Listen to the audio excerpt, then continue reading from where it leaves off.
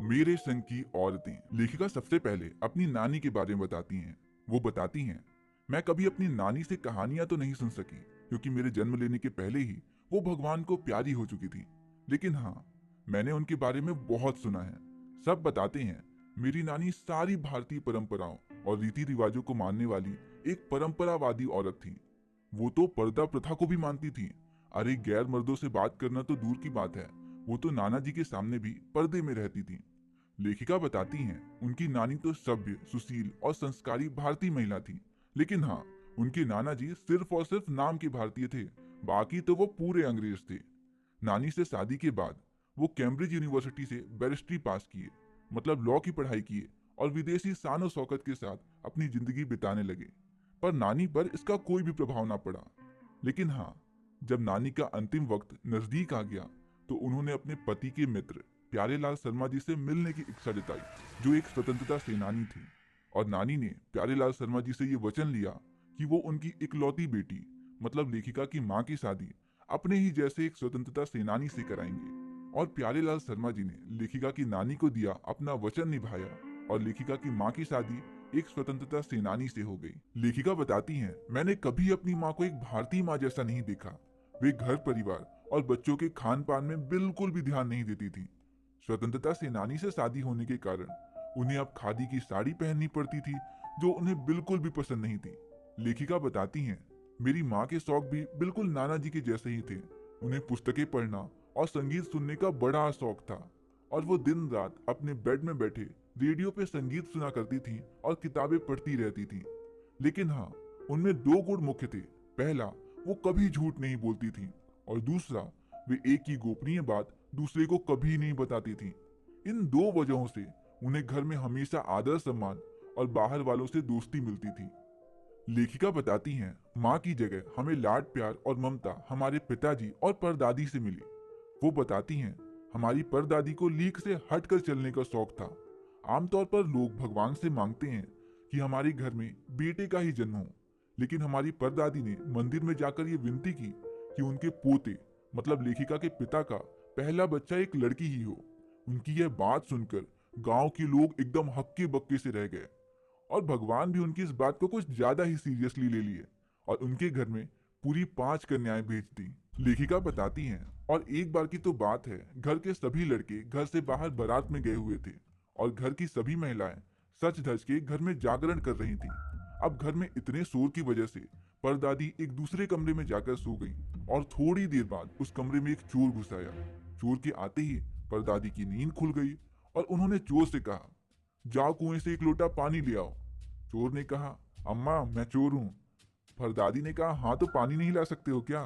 बेचारे चोर को बूढ़ी दादी की हट के आगे झुकना ही पड़ा और वे कुएं से पानी ले आया। अब परदादी ने आधा लोटा पानी तो खुद पी लिया और आधा लोटा पानी चोर को पिला दिया और कहा, देखो अब हम एक ही लोटे में पानी पीकर माँ बेटे हो गए। अब तुम चाहो तो चोरी करो या अपनी माँ की बात मानकर खेती कर लो। और परदादी की बात सुनकर चोर इतना इमोशनल हो गया कि वो चोरी छोड़कर खेती करने लगा।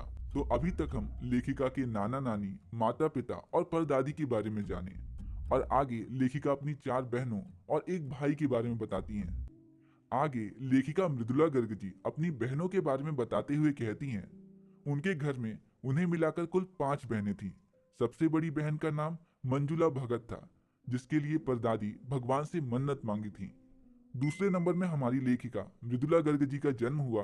तीसरे नंबर पे लेखिका की छोटी बहन चित्रा का जन्म हुआ और चौथे पे रेणु का और 5वें नंबर पे अचला का, जो लेखिका की तरह ही इंग्लिश लिटरेचर में कहानियां लिखा करती थी। और आखिरकार उनके घर में एक लड़के राजीव का जन्म हुआ, जो लेखिका की तरह ही हिंदी में लिखने लगे। तो हमारी लेखिका अपनी कुछ बहनों के बारे में भी थोड़ा बहुत बताती हैं। जैसे वो बताती हैं, उनकी छोटी बहन चित्रा खुद पढ़ने से ज्यादा पढ़ाने का शौक रखती थी। इसी वजह से उनके स्टूडेंट के मार्क्स उनसे भी ज्यादा आ जाते थे। और वो बताती हैं, चित्रा ने तो अपने लिए लड़का भी खुद ही पसंद कर लिया था और वो उसी से शादी की। और चौथी बहन रेणु के बारे में लेखिका बताते हुए कहती हैं, रेणु तो एकदम विचित्र ही स्वभाव की थी। वह स्कूल से वापसी के समय गाड़ी में बैठने से बिल्कुल इनकार कर देती थी और पैदल चलकर ही पसीने से तरबतर होकर घर आती थी। अब बची लेखिका की सबसे छोटी बहन और उनके छोटे भाई। ये दोनों ही लिखा करते थे। सबसे छोटी बहन अचला इंग्लिश लिटरेचर में लिखा करती थी और उनके सबसे छोटे भाई राजीव हिंदी भाषा में। लेखिका बताती हैं उनकी सभी बहनों ने शादी का निर्वाह एकदम भली भांति किया। लेखिका शादी के बाद बिहार के एक छोटे से कस्बे डालमिया नगर में रहने लगी। अब दिल्ली शहर से आई लेखिका को वहां के तौर तरीके बड़े अजीब लगे। वहां तो शादी के बाद भी पति पत्नी एक साथ मूवी हॉल में भी नहीं बैठ सकते थे, लेकिन हमारी लेखिका बिहार पहुंच के अपना ऐसा जलवा दिखाएं कि वो शादीशुदा औरतों को गैर मर्दों के साथ नाटक करने को भी राजी कर ली। और वहीं पर लेखिका वहां की और औरतों के साथ बहुत से नाटक भी की। बिहार के बाद लेखिका अपने पति के साथ मैसूर के बागलकोट में रही। वहां उन्होंने अपने बलबूते पे एक प्राइमरी स्कूल भी खोला, जिसमें उनके और अन्य अफसरों के बच्चों ने अपनी पढ़ाई की और अलग अलग शहरों की अलग अलग यूनिवर्सिटी में एडमिशन लिया। स्कूल खोलकर लेखिका ने यह दिखा दिया कि वे अपने प्रयासों में कभी असफल नहीं हो सकती। लेकिन लेखिका खुद को हमेशा अपनी छोटी बहन रेणु से कम ही आंकती थी। हाँ हाँ, सही सोच रहे हो, वही बहन जो स्कूल से अकेले घर आती थी, वो भी पसीने में डूब के। लेखिका खुद को अपनी छोटी बहन रेणु से कम आंकने का उदाहरण बताते हुए कहती हैं, एक बार की बात है, 1950 में दिल्ली में 9 इंच तेज बारिश हुई और चारों तरफ पानी भर गया था।